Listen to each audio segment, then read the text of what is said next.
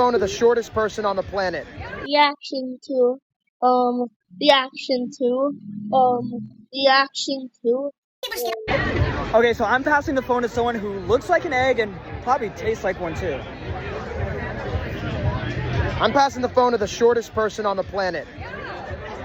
I'm passing the phone to the only ginger YouTuber. At least I'm not bald. Okay, so I'm passing the phone to someone who looks like an egg and probably tastes like one too.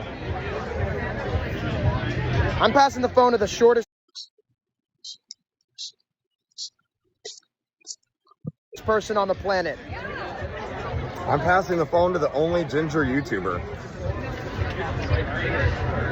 At least I'm not bald. Okay, so I'm passing the phone to someone who looks like an egg and probably tastes like one too. I'm passing the phone to the shortest person on the planet. I'm passing the phone. People just get on my nerves.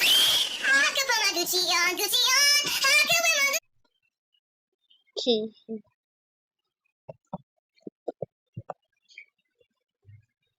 Oh no, oh no, oh no, oh no, oh no. Oh no, oh no. Let's get it. Wet. My tab is wet. Let's wipe it.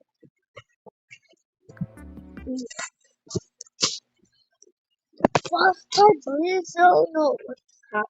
Well, yeah.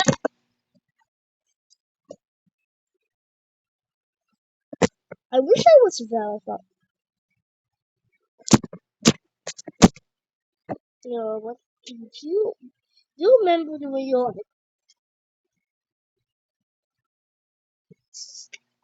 times?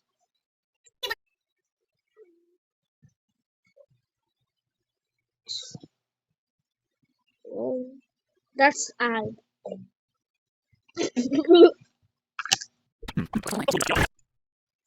In my last video, I talked about the work that I did in the Gaslight District pilot. This time, I'm on a different... Also, this is behind the scenes credit to Genius.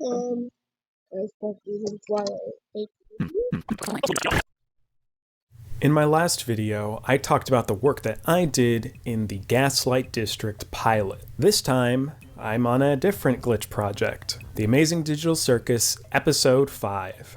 It certainly was a transition, animating completely in Stepped for months, and then going on to a different show and going fully in Spline. Either way, fun time and a fun experience. Let's jump right into it. The format for this is going to be I show the final render and then show the play blast and any little fun behind the scenes content. Looks like this one was a home run, eh? Oh, Zooble, you mismatched cash piano, I'll tear you to pieces! Constructive criticism would be greatly appreciated. But never acknowledged. For my first few animations on the episode, I got to animate a bunch of Kane. Home run, eh? Oh, Zooble, you mismatched cash piano, I'll tear you to pieces! Here's the reference I've recorded for that shot. Oh, Zooble, you mismatched cash piano, I'll tear you to pieces! But never acknowledged. Okay, well, how about this?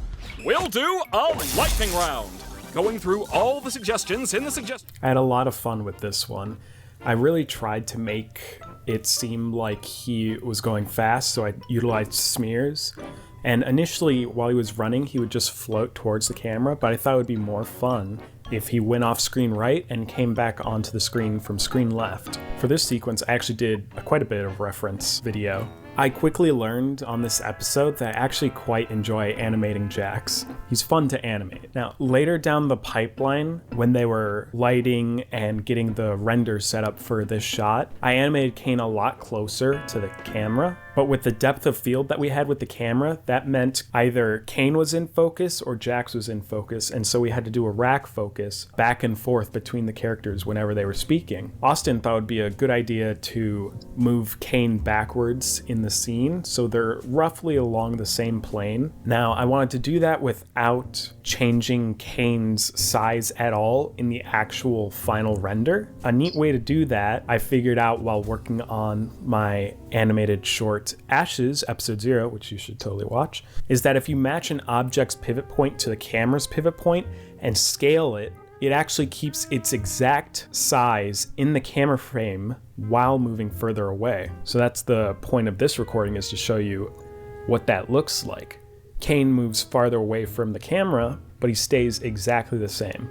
For this anim set, it was my first time animating Pomni, so I had a bit of trouble landing her facial expressions the way the director wanted. In fact, I actually have an old pass of this shot where you can see some of the changes that were made. One of the things that was gotten rid of is that the director wanted me to lessen Pomni's head shakes and change her eyes to match the boards more, because the director's vision is closely aligned with the boards.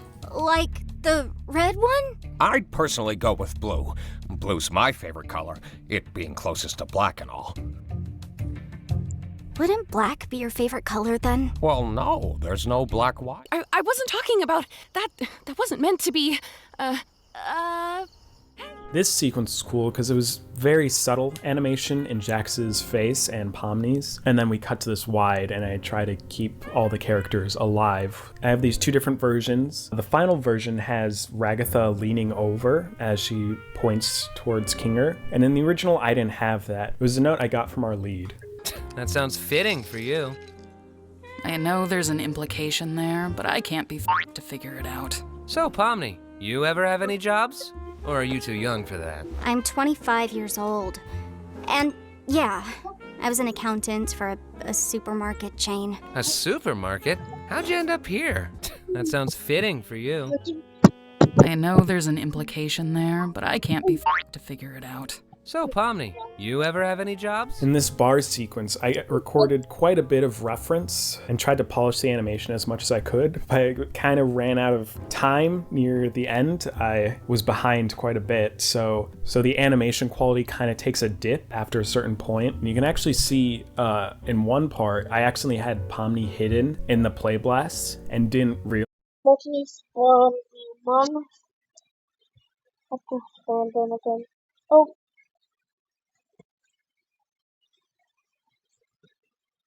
Okay. I accidentally had Pomni hidden in the play blasts and didn't realize it, so I never got to animate her. So in the final episode, Pomni's still in her default layout pose, and that was my bad. You've done more than that. What about your art? I was in community college for graphic design, but I dropped out. I didn't really pursue art much after that. Hey, I'm always down to make art together if you want. Oh, I didn't know you were an artist too, Zubal. Yeah, I was a tattoo artist for a couple years. A bartender and a tattoo artist? You're killing me here, Zuby. For this sequence, animating Gangle was really difficult for me. The way her limbs worked was just very hard for me to get a grasp of, since it was my first time animating her. And then with Zubal shaking that bottle, I actually had to do several different passes on it because I just wasn't getting it right. Yeah, I was a tattoo artist for a couple years. A bar...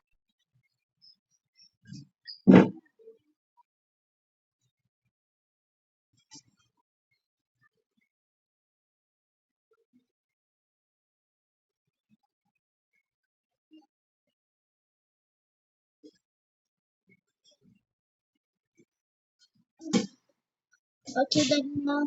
And then with the funny face Jax makes here, just whenever Jax makes a face like that, know this. It does not look right outside of camera view. He is a very weird looking creature outside of camera view.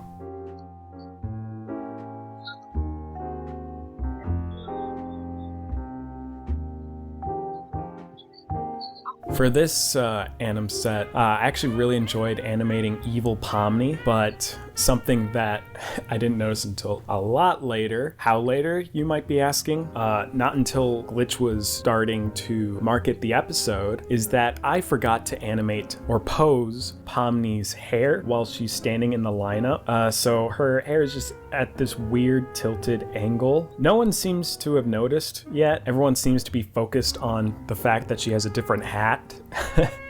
But what people did notice is that I kind of made a weird pose with Ragatha's eye. So